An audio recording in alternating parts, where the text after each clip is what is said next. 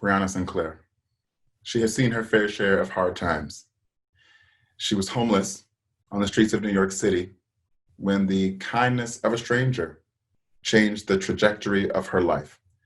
I don't want to give away too much, but I will say that it led her to San Francisco, where she became the first trans singer to perform with the San Francisco Symphony. I'm going to let Breanna fill in the gaps, but in addition to being a trained classical singer, she is a fierce advocate for LGBTQ rights. And now, here, in her own words, Breanna Sinclaire.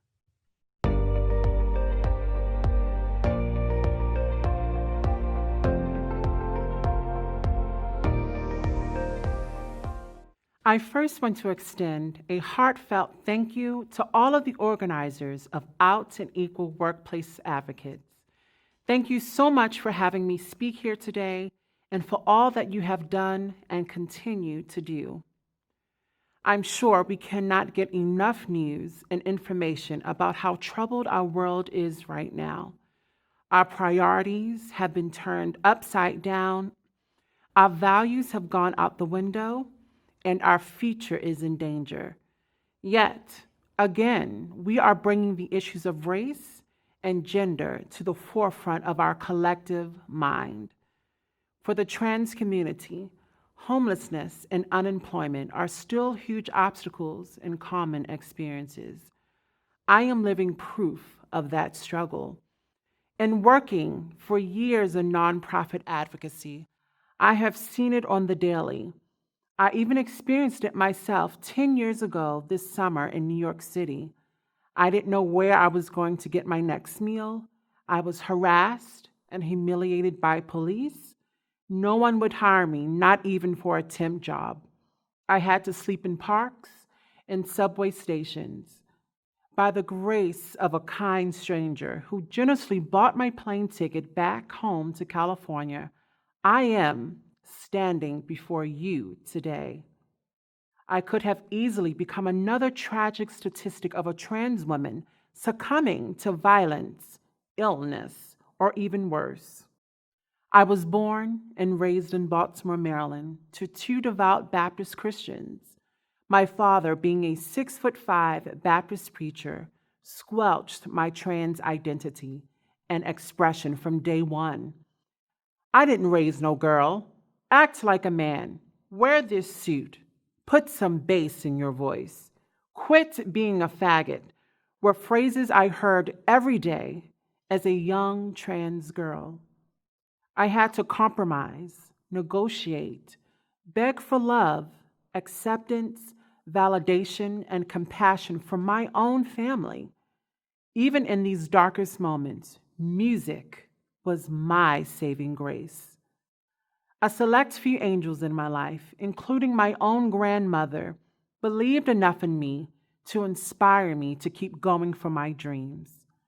I was treated with kindness from these angels.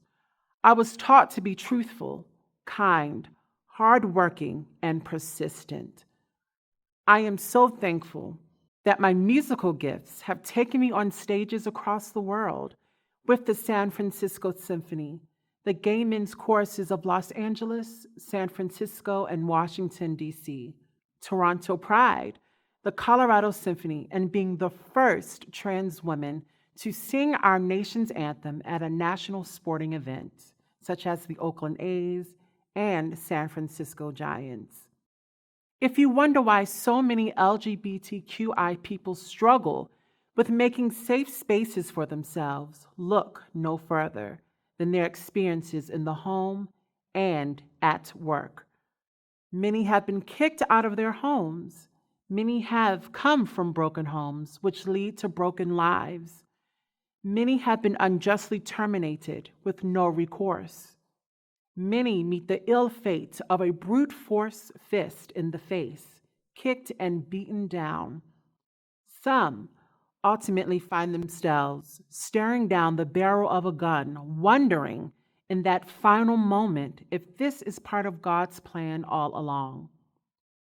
We need to believe in and support our trans family. Trans people, especially trans people of color, still struggle not just to thrive, but to survive.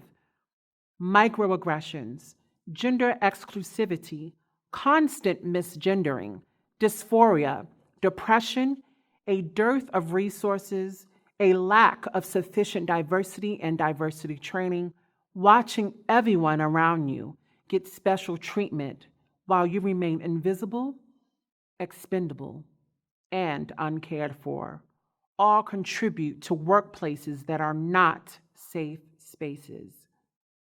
We need workplace equality now. Organizations need to devote time and money to overhaul human resources departments.